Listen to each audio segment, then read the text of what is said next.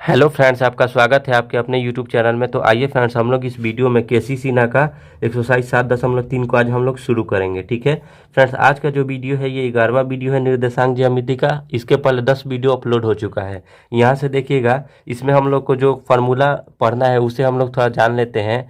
क्या पढ़ना है फ्रेंड्स, एक अंतर्विभाजन सूत्र होता है। ठीक है, तो अंतर्विभाजन सूत्र बराबर क्या होता है, तो जब हम x का मान निकालेंगे तो क्या होता है फार्मूला, तो mx2 प्लस nx1 बटा m प्लस n होता है। और जब y का मान निकालना होता है तो my2 प्लस ny1 बटा m प्लस n होता है। ठीक है, ऐसे ही ये तो अंतर्विभाजन हो गया। और जब बाह्य विभाजन की स्थिति में होता है तो क्या होता है, x का मान निकालना हो तो mx2 माइनस nx1 बटा m माइनस n, और y का मान निकालना हो तो my2 माइनस ny1 बटा m माइनस n होता है। ठीक है, ऐसे ही फ्रेंड्स यहाँ से देखिएगा, यानी जब दो बिंदु रहता है और उसके बीच का यानी मध्य बिंदु निकालना रहता है, तब उसके लिए जो फार्मूला है तो होता है, तो वो क्या होता है, तो यहाँ से देख लीजिए, x का मान निकालना होगा तो क्या होगा x1 प्लस x2 बटा 2, और y का मान निकालना होगा तो y1 प्लस y2 बटा 2। ये ऐसे आपको समझ में नहीं आएगा, जब इस पे हम लोग क्वेश्चन को सॉल्व करेंगे तब वहाँ से क्लियर हो जाएगा। ठीक है, अब आइए यहाँ से हम लोग को क्वेश्चन को यहाँ से हल करते हैं। ठीक है, यहाँ से देखिएगा, कह रहा है उस बिंदु का निर्देशांक ज्ञात कीजिए जो बिंदु 2,4 एवं 6,8 को मिलाने वाली रेखाखंड को 1:3 के अनुपात में अंतः और बाह्य विभाजन करती है। यानी इस क्वेश्चन में यानी अंतः विभाजन भी कह रहा है और बाह्य विभाजन भी कह रहा है, यानी दोनों विभाजन कह रहा है। ठीक है, तो मान लीजिए किसी रेखाखंड का बात हुआ है। ठीक है, यहाँ से दिखाई दे रहा है रेखाखंड, तो यहाँ से रेखाखंड हम क्या करते हैं, खींच लेते हैं। और कितने बिंदुओं के बीच, मान लीजिए 2 बिंदुओं के बीच। ठीक है, और इसको आपस में हम क्या करते हैं, एक दूसरे को मिला देते हैं। ठीक है, यहाँ से इसका नाम ए दे देते हैं और इसका नाम जो है यानी हम क्या कर देते हैं, बी कर देते हैं। ठीक है, ए के लिए जो बिंदु है वो कितना हो जाएगा, तो 2,4, और बी के लिए जो है कितना कर देते हैं, तो 6,8 हो जाएगा। ठीक है, और यहाँ से जो मिलाने वाली बिंदु है उसका नाम हम क्या कर देते हैं, पी कर देते हैं। ठीक है, और कितने कितने अनुपात में मिला रही है, तो 1:3 में मिला रहा है। ठीक है, तो यहाँ से 1:3 मिला देते रहे। ठीक है, यहाँ से सबसे पहले हम क्या लिखेंगे, हल लिखेंगे। क्या लिखेंगे, तो यहाँ से देख लीजिए, माने है पहला बिंदु ए दूसरा बिंदु, तो इसको लिखना होगा, लिखेंगे माना कि बिंदु ए 2,4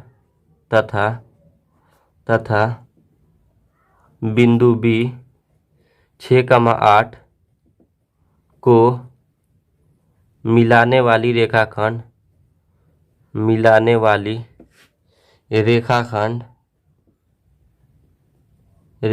कितना अनुपात में इसे विभाजित कर रही, तो 1:3 के अनुपात में। तो यहाँ पे लिख दीजिए, मिलाने वाली रेखाखंड 1:3 के अनुपात में 1:3 के अनुपात में विभाजित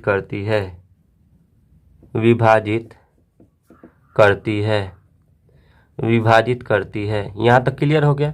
अब यहाँ से देखिए, यहाँ से दो स्थिति बन रहा है, एक अंतः विभाजन दूसरा बाह्य विभाजन। तो पहले अंतः विभाजन की स्थिति में हम लोग निकालेंगे, लिखेंगे अंतः विभाजन की स्थिति में तो अंतः विभाजन की स्थिति में जब कह रहा है तो यानी अंतः विभाजन वाला हम यहाँ पे फार्मूला लगाएंगे। तो x के लिए क्या होता है फार्मूला, तो आप यहाँ से देख लीजिए। ठीक है, और इसको नोट डाउन करके आप इसको याद ही कर लीजिएगा, mx2 प्लस nx1 बटा m प्लस n, और y के लिए my2 प्लस ny1 बटा m प्लस n। तो इसे लिखेंगे x के लिए। ठीक है, तो यानी क्या लिखेंगे, तो mx2 प्लस nx1 और बटा में क्या होता है, तो m प्लस n होता है। यहाँ से एक और चीज़ यहाँ से हम लोग क्या करेंगे, यहाँ से निकाल लेंगे पहले बार कि क्या है, कौन x1 होता है, कौन y1 होता है। ठीक है, तो यानी जो a के साथ में पहला है वो x1 हो गया, तो x1 का मान जो है वो कितना हो जाएगा, 2। और ये जो दूसरे पे है तो ये क्या होता है, y का मान होता है, तो y1 इसको कर लीजिए, तो y1 का मान कितना हो जाएगा, 4। और यहाँ से ये क्या हो जाएगा, x2 का मान कितना हो जाएगा, तो 6। और यहाँ से y2 का जो मान होगा वो कितना हो जाएगा, तो 8 हो जाएगा। क्लियर है।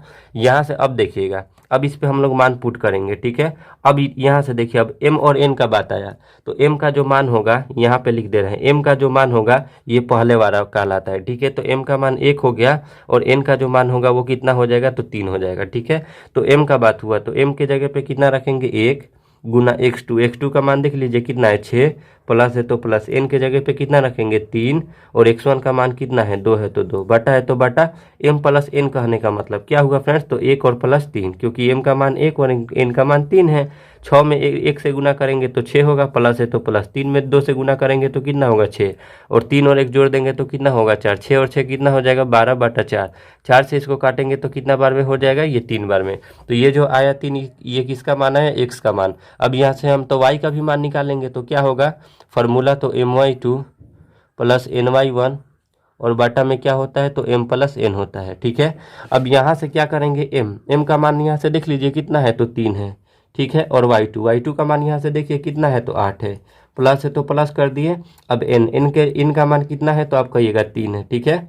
और यहाँ से देखिएगा m, यहाँ पे देखिएगा फ्रेंड्स m था तो m का तो मान कितना है 1 9 है, तो यहाँ पे हम कितना रखेंगे 1 रखेंगे, ठीक है, यहाँ पे 3 होगा। अब यहाँ से देखिए y1 के जगह पे कितना रखेंगे तो 4, बटा है तो बटा, m प्लस n कहने का मतलब m का मान 1 है और n का मान 3 है। 8 में 1 से करेंगे तो 8 हो जाएगा, 3 चौका कितना हो जाएगा 12, और बाटा में 3 और 1 कितना हो जाएगा तो 4 हो जाएगा। 12 और 8 जब जोड़ेंगे तो 20 हो जाएगा, और बाटा में 4, 4 से कितना बार में काटेंगे 5 बार में।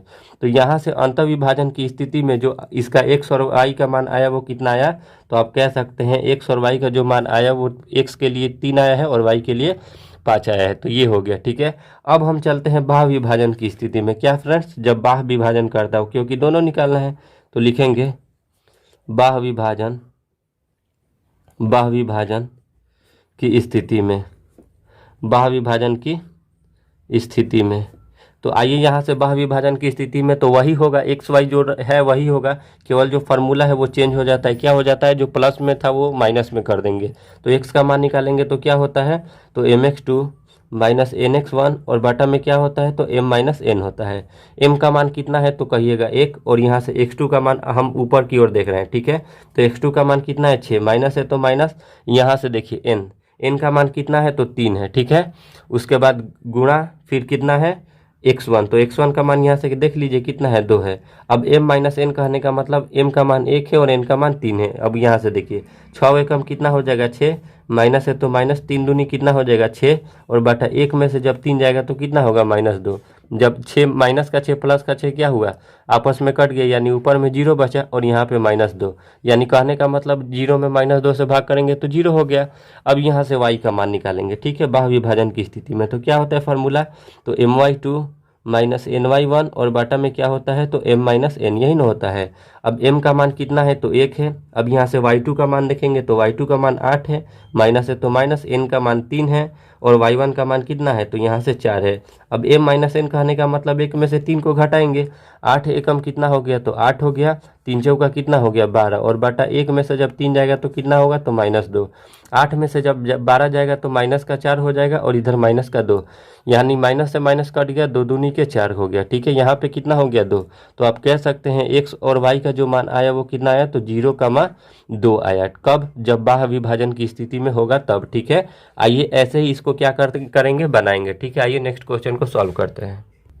आइए फ्रेंड्स, 1 का क्वेश्चन नंबर 2 को सॉल्व करते हैं। देखिएगा कह रहा है उस बिंदु का निर्देशांक ज्ञात कीजिए जो -1,7 और 4,-3 को मिलाने वाली रेखाखंड को 2:3 के अनुपात में अंत विभाजित करती है।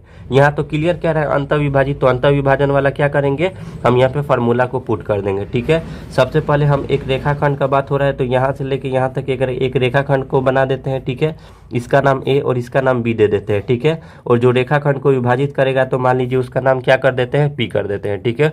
कितना अनुपात में इसको विभाजित कर रहा है, तो इसको 2 में कर रहा है और इसको 3 में कर रहा है, ठीक है, यही ना कर रहा है। तो ये जो पहला वाला होता है वो m का मान हो जाता है, और दूसरा वाला जो होता है वो n का मान हो जाता है, ठीक है। अब a के लिए जो कह रहा है वो कितना है तो -1,7 कर देते हैं, और इसके लिए कितना कर देते हैं तो 4,-3, ठीक है। ये इस यानी पहले वाले का पहला x1 कहलाता है, और पहले वाले का दूसरा जो है यानी y1 कहलाता है, दूसरे वाले का पहला x2 कहलाता है, और दूसरे वाले का दूसरा y2 कहलाता है। हर चीज़ क्लियर हो गया, x1 y1।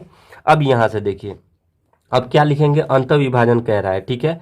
तो पहले तो हल लिखेंगे, हल लिखने के बाद यहाँ पे जो जो हम काम किए उसको कर लिख देते हैं। लिखेंगे माना कि बिंदु ए के लिए कितना है तो आप कह सकते हैं -1,7 तथा बिंदु बी 4, -3 को मिलाने वाली रेखाखंड को मिलाने वाली, ये वह है, ठीक है, मिलाने वाली रेखाखंड को कितना अनुपात में विभाजित करा है? तो 2:3 के अनुपात में, 2:3 के अनुपात में, 2:3 के अनुपात में विभाजित करता है। इतना क्लियर हो गया कि ये क्या कर रहा है? विभाजित कर रहा है। अब यहाँ से क्या करेंगे? फार्मूला निकालेंगे। क्या? तो लिखेंगे अंतःविभाजन सूत्र से। अंतःविभाजन का ही दिया है तो अंतःविभाजन वाला फार्मूला लगेंगे। अंतःविभाजन सूत्र से क्या होगा फ्रेंड्स? तो x के लिए पहले निकाल लीजिए। तो mx2 प्लस nx1 और बटा में क्या होता है? तो m प्लस n।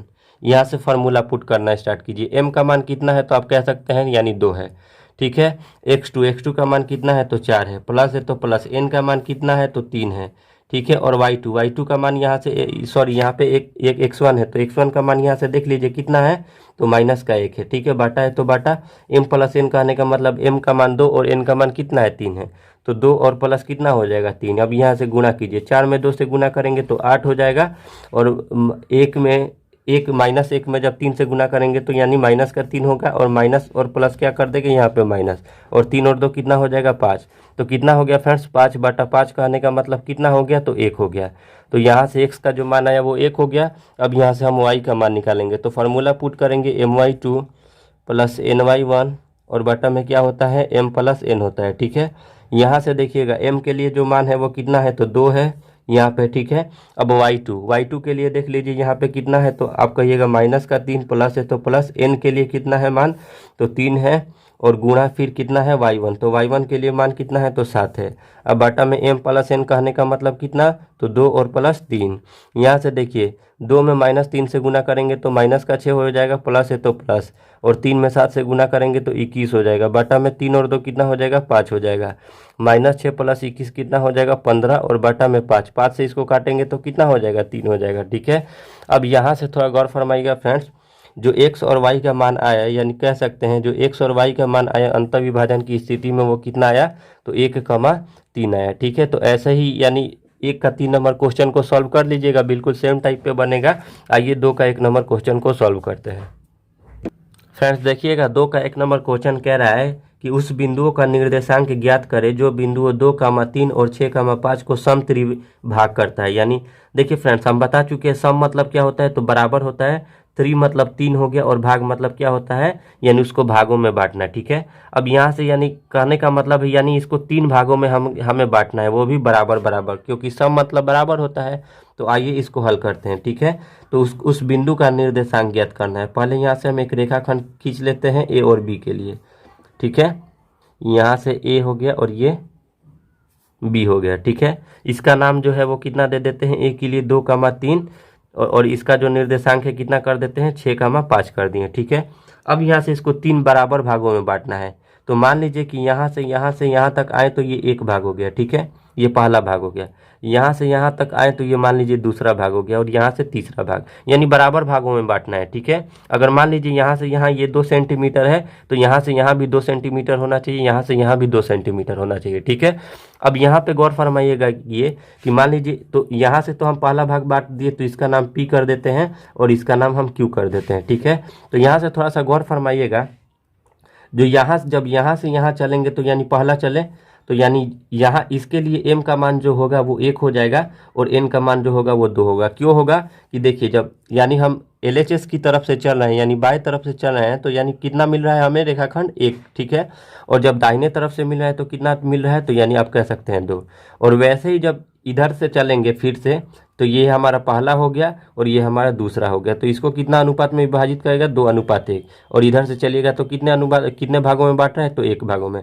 तो इधर से 2 भागों में बांटा तो 2 हो गया, इधर से 1 भागों में बांटा तो 1 हो गया। वैसे इधर 1 भाग में बांटा तो 1 हो गया और इधर से 2 भागों में बांटा तो 2 हो गया, ठीक है। तो अब बिंदु P के लिए जो है अलग निकालेंगे, बिंदु Q के लिए अलग निकालेंगे, क्योंकि M और N का मान अलग अलग हो गया, ठीक है। तो बिंदु P के लिए M का मान 1 हो गया, N का मान मान 2 हो गया। ठीक है, तो यहाँ पे सबसे पहले हम क्या लिखेंगे, हल लिखेंगे। लैंग्वेज में लिख लीजिए, माना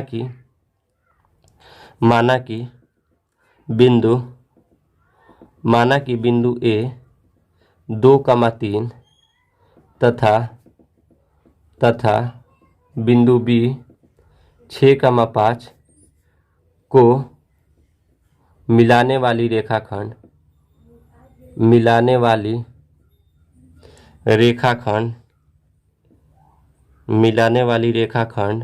को बिंदु P तथा बिंदु Q क्रमशः 1:2 में कौन बांट रहा है, तो बिंदु P। ठीक है, 1:2 तथा 2:1 के अनुपात में समत्रिभाजित करती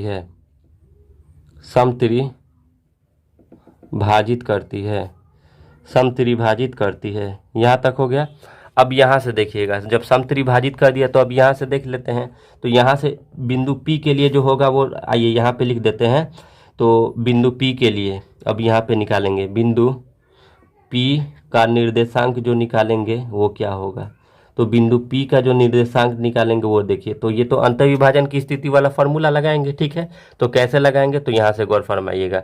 तो देखिए, ये x1 हो गया और ये y1 हो गया, यहाँ से ये x2 हो गया, ये y2 हो गया। बिंदु P के लिए ये निकालना है, तो ये m हो गया, ये n हो गया।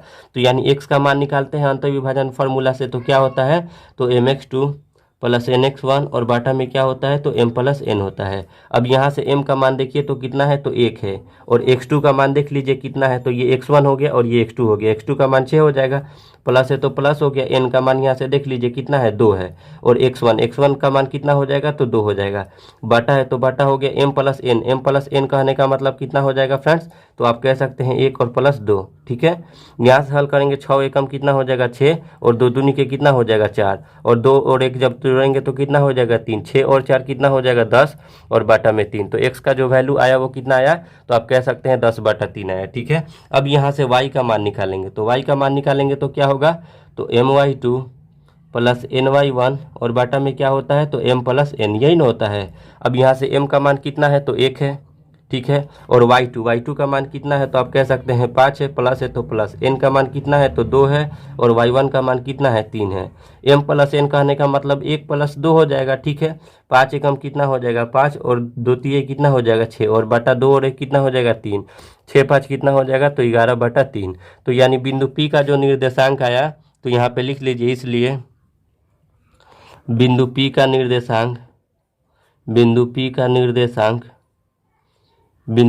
निर्देशांक वो कितना आया, तो यानी 10/3 और 11/3, यही ना आया, ये हो गया। यानी कब, जब बिंदु P का निर्देशांक। ठीक है, अब यहाँ से किसका निकालेंगे, तो बिंदु Q के लिए। ठीक है, लिखेंगे, इसलिए बिंदु Q का निर्देशांक, तो बिंदु Q का निर्देशांक के लिए जो m का मान होगा वो 2 हो जाएगा, और जो n का मान होगा वो 1 हो जाएगा। ठीक है, और यहाँ से x1 यहाँ से देख लीजिए कितना है, यहाँ से आप दिखाई दे रहा है, x1 का मान कितना हो जाएगा, 2, और y1 का मान हो जाएगा आपका 3। ठीक है, तो x1 बराबर हो जाएगा 2, और यहाँ से y1 बराबर हो जाएगा 3, और यहाँ से x2 बराबर हो जाएगा, तो आप कह सकते हैं 6, और यहाँ से y2 बराबर हो जाएगा 5। ठीक है, अब इसी पे हम लोग पुट करेंगे। क्यों यहाँ पे लिख दें, क्योंकि ऊपर में दिखाई नहीं दे रहा था। ठीक है, तो यहाँ से x बराबर क्या हो जाएगा, तो आप कह सकते हैं mx2 प्लस nx1 और बाटा में क्या है, m प्लस n।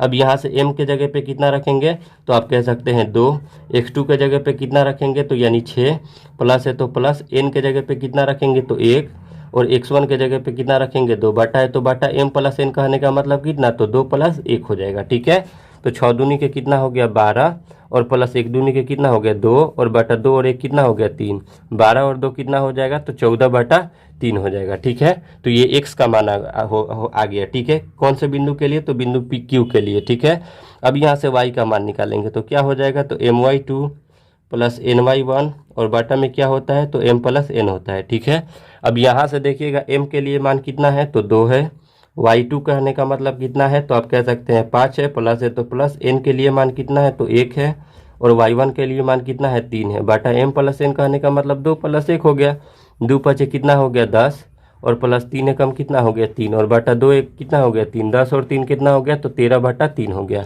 तो आप कह सकते हैं इसलिए बिंदु बिंदु Q का निर्देशांक, बिंदु Q का निर्देशांक जो होगा वो क्या हो जाएगा, तो 14/3 है x के लिए, और y के लिए कितना है तो 13/3। यही हम लोग का आंसर हो जाएगा। ठीक है, आइए नेक्स्ट क्वेश्चन को सॉल्व करते हैं।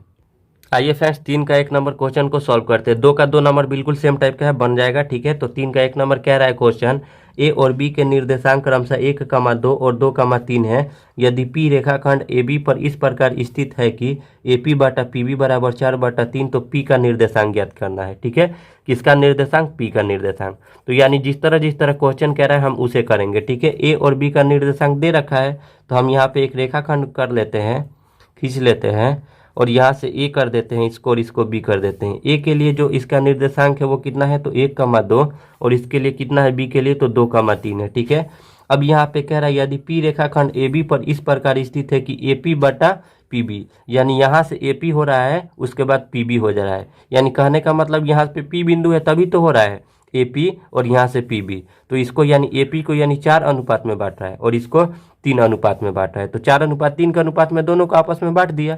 तो यहाँ पे क्या लिखेंगे, हल लिखेंगे दिया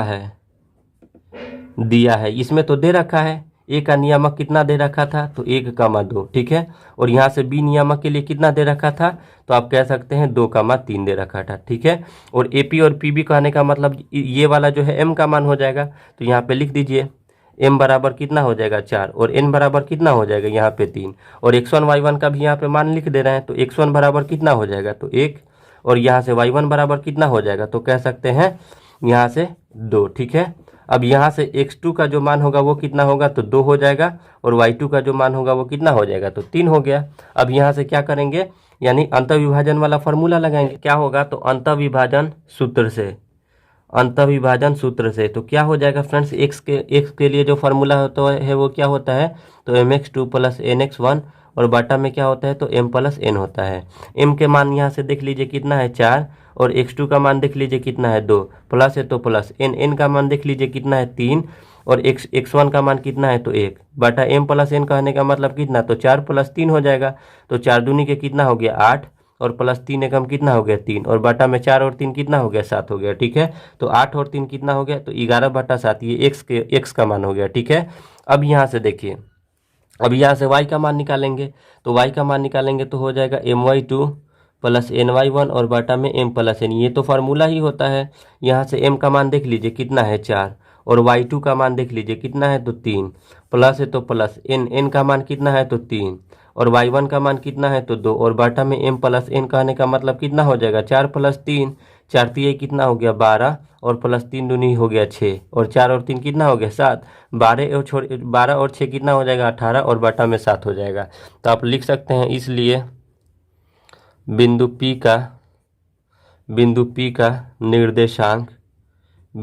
का निर्देशांक कितना हो जाएगा फ्रेंड्स, तो x के लिए 11/7 हो गया, और y के लिए 18/7 हो गया। यही इसका आंसर हो जाएगा। ठीक है, आइए फ्रेंड्स 3 का 2 नंबर क्वेश्चन को सॉल्व करते हैं। यहाँ से कह रहा है यदि a 4, -8, b 3, 6 और c 5, -4 त्रिभुज ABC के शीर्ष हैं, DBC का मध्य बिंदु है और PAD पर एक बिंदु है, तो P के निर्देशांक ज्ञात कीजिए यदि AP बटा PD बराबर 2। तो यहाँ से देखिए गौर फरमाइएगा, जब कुछ नहीं है तो इसके बटा में कितना है तो 1 है, तो जो AP का मान होगा वो 2 हो जाएगा, जो PD का मान है वो 1 हो जाएगा। क्लियर है। अब यहाँ से सबसे पहले कह रहा है त्रिभुज के, यहाँ पे त्रिभुज ABC, तो यानी हम क्या करेंगे एक त्रिभुज का निर्माण करेंगे। ठीक है, मान लीजिए ये एक त्रिभुज हो गया, ये A हो गया, ये B हो गया, और ये C हो गया। A का जो नियामक दे रखा है वो कितना है तो 5, -4, सॉरी यहाँ पे A के लिए यहाँ पे न है तो कितना है A के लिए, तो आप कह सकते हैं 4, -8। ठीक है, और B के लिए कितना है तो यानी 3, 6, और C के लिए कितना है तो 5, -4 है। ठीक है, इतना कर दिया। अब यहाँ से कह रहा है डी जो है वो BC का मध्य बिंदु है। मध्य बिंदु मतलब होता है बीच में, ठीक है। तो BC यहाँ पे है, इसका मध्य बिंदु कहने का मतलब इसके ठीक बीच में कौन है, तो D यहाँ पे स्थित है, ठीक है। तो BC का मध्य बिंदु D हो गया, ठीक है। अब यहाँ पे देखिए, और PAD पर एक बिंदु है, यानी कोई P है वो AD पर। तो मान लीजिए पहले AD को यहाँ से यहाँ तक मिला दिए। अब कह रहा है P जो है वो AD पर एक बिंदु है। तो मान लीजिए P यहाँ पे हम कर देते हैं, ठीक है, एक बिंदु है तो, ठीक है। अब कह रहा है कि AP का मान कितना है 2, तो यहाँ से लेके यहाँ तक AP हो गया, ये 2 हो गया। और PD जो है वो कितना हो गया 1, तो यानी इसको 2:1 के अनुपात में क्या कर रहा है, विभाजित कर रहा है, ठीक है। यानी इसके कहने का मतलब क्या हो गया, अगर इसको अनुपात में हम कन्वर्ट करेंगे तो AP अनुपात PD बराबर कितना हो जाएगा, तो 2:1 हो जाएगा, ठीक है। यहाँ पे हम लोग कर दिए। अब क्या कह रहा है, तो यहाँ पे P हो ही गया। अब कह रहा है P का निर्देशांक ज्ञात कीजिए, ठीक है। तो P का निर्देशांक ज्ञात कीजिए कब, जब AP बटा PD बराबर 2/1 होगा तब, ठीक है। तो आइए इसको हल करते हैं। अब यहाँ से देखिएगा फ्रेंड्स, हम लोग लैंग्वेज में क्या लिखेंगे, तो सबसे पहले हल लिख दीजिए। हल लिखने के बाद जो दे रखा है उसको लिखिए। क्या लिखेंगे, तो यानी यहाँ पे लिखेंगे माना कि त्रिभुज ABC के शीर्ष क्रमशः कितना है, तो यहाँ पे लिख दीजिए A के लिए 4, -8, B के लिए 3, 6 तथा C के लिए आप क्या कितना लिख सकते हैं, तो यानी 5, -4 है। अब यहाँ से लिख दीजिए D जो है वो BC का मध्य बिंदु है। D BC का मध्य बिंदु है, ठीक है। और यहाँ पे क्या है, P जो है AD पर, यहाँ पे लिख दीजिए P AD पर एक बिंदु है। तो लिख दीजिए P AD पर एक बिंदु है, क्लियर है। अब यहाँ से देखिएगा, तो यहाँ से हम D का पहले निर्देशांक निकालेंगे। तो यानी D का निर्देशांक क्या होता है, मध्य बिंदु वाला फॉर्मूला से यहाँ पहले लिख दीजिए D का निर्देशांक, ठीक है। निर्देशांक निकालेंगे तो किसका, पहले x का मान निकालेंगे तो क्या होता है, तो यहाँ से देख लीजिए मध्य बिंदु निकालने के लिए क्या होता है, x का मान निकालेंगे तो x1 + x2/2, और y का मान निकालेंगे तो y1 + y2/2, ठीक है। तो ये x1 हो गया, ये x2 हो गया, ये y1 हो जाएगा, ये y2 हो जाएगा, ठीक है। तो x के लिए क्या हो जाएगा, तो x1 + x2/2। तो x1 का मान कितना है, तो 3, और प्लस x2 का मान कितना है, तो 5, और बाटा में कितना हो जाएगा 2, यही ना होगा। अब यहाँ पे 5 और 3 कितना हो जाएगा 8, और बाटा में 2, 2 चौका 8, यानी कितना हो गया 4। अब यहाँ से क्या करेंगे, y का मान निकालेंगे, ठीक है। तो y के लिए ये क्या हो जाता है फार्मूला, तो y1 + y2/2। तो यहाँ पे लिख देते हैं y1 + y2/2। तो y1 के लिए कितना है 6, और y2 के लिए कितना है, तो -4, और बाटा में कितना हो गया 2। तो कितना हो जाएगा, 6 में से जब 4 जाएगा तो कितना हो जाएगा 2/2, 2 एकम 2, यानी कितना हो गया, इसके लिए इसका मान जो है कितना हो गया 1 हो गया, ठीक है। तो आप कह सकते हैं इसलिए बिंदु D का निर्देशांक जो होगा वो कितना हो जाएगा, तो 4,1 हो जाएगा। यहाँ से देखिएगा फ्रेंड्स, D का जो हम लोग क्या निकाले, निर्देशांक निकाले, यानी बिंदु D के लिए जो निर्देशांक निकाले हैं, कितना निकाले हैं 4,1। अब हमें कह रहा है P का निर्देशांक ज्ञात करना है। तो P का निर्देशांक इसको हमें ज्ञात करना है, ठीक है। तो यानी A और यानी D यहाँ पे हो ही गया, ठीक है। तो यहाँ से x1 का जो मान होगा, अब यहाँ से लिखते हैं, x1 का मान ये हो जाएगा, x2 का मान ये हो जाएगा, y1 का मान ये होगा, y2 का मान ये होगा, m का मान जो है 2 हो जाएगा, और यहाँ से n का जो मान होगा वो ये 1 हो जाएगा, ठीक है। अब यहाँ से देखिए इसको हल करते हैं, ठीक है। तो अब यहाँ से हम क्या करेंगे, लिखेंगे। तो यहाँ पे लिख दीजिए, ताकि ऊपर में मतलब देखने में दिक्कत है। तो m बराबर कितना हो जाएगा 2, n बराबर कितना हो जाएगा 1, ठीक है। x1 का जो मान होगा वो 4 हो जाएगा, और x2 का जो मान होगा वो हो जाएगा हम लोग का 4, ठीक है। यहाँ से y1 का जो मान होगा वो कितना हो जाएगा -8, और y2 का जो मान होगा वो कितना हो जाएगा, तो 1 हो जाएगा, ठीक है। कहाँ से हम ला रहे हैं ये मान, तो यहाँ से हम आपको बताए ही हैं कि ये m का मान हो गया, ये n का मान, ये x1 हो गया, ये x2 हो गया, ये y1 हो गया, ये y2 हो गया, ठीक है। अब यहाँ से पुट करेंगे क्या, यानी लिखेंगे चूँकि बिंदु P का निर्देशांक, तो बिंदु P का जब निर्देशांक निकालेंगे तो इसके लिए फार्मूला लगाएंगे x के लिए, तो अंतर्विभाजन सूत्र वाला। तो क्या होता है, तो mx2 plus N x one और बटा में क्या होता है तो एम प्लस एन होता है। अब यहाँ से एम का मान देख लीजिए कितना है 2, x2 का मान देख लीजिए कितना है 4, प्लस है तो प्लस एन का मान कितना है 1 और x1 का मान कितना है तो 4 बटा एम प्लस एन कहने का मतलब कितना 2 प्लस 1 हो जाएगा। यहाँ से 4 दूनी के कितना हो जाएगा 8, प्लस है तो प्लस और 4 एकम 4 और बटा में 2 1 कितना हो जाएगा 3, तो 8 और 4 कितना हो गया 12 बटा 3, 3 चौका 12। तो यहाँ से x का जो मान होगा वो कितना हो जाएगा 4। अब यहाँ से y के लिए निकालेंगे तो क्या होता है फार्मूला तो my2 प्लस ny1 और बटा में कितना होता है तो m प्लस n होता है। अब यहाँ से इसको मान पुट करते हैं तो m के लिए कितना है 2 और y2 के लिए मान कितना है 1, प्लस है तो प्लस n के लिए कितना है 1 और y1 के लिए कितना है तो आप कह सकते हैं -8, बटा है तो बटा m प्लस n कहने का मतलब 2 प्लस 1 हो गया। अब यहाँ 2 एकम कितना हो गया 2 और -8 एकम कितना हो गया तो -8 और बटा में कितना हो गया तो 2 और 1 कितना हो गया 3। तो 2 में से जब यानी 8 तो जाएगा नहीं तो 8 में से 2 को घटा लेंगे तो -6 और बटा में 3, 3 दूनी के कितना हो गया 6, तो यहाँ से माइनस का 2 हो गया। अब यहाँ से क्या करेंगे बिंदु P का अनुनिर्देशांक निकाले हैं तो यहाँ पे लिख दीजिए, इसलिए बिंदु P का निर्देशांक, इसलिए बिंदु P का निर्देशांक कितना हो जाएगा तो आप कह सकते हैं 4, -2 होगा। ठीक है, यही इसका जो है फ्रेंड्स राइट आंसर हो जाएगा। तो फ्रेंड्स अगर आपको आज का ये वीडियो अच्छा लगा है तो अपने दोस्तों में ज़्यादा से ज़्यादा शेयर करें, हमारे चैनल को सब्सक्राइब करें और इस वीडियो को लाइक करें।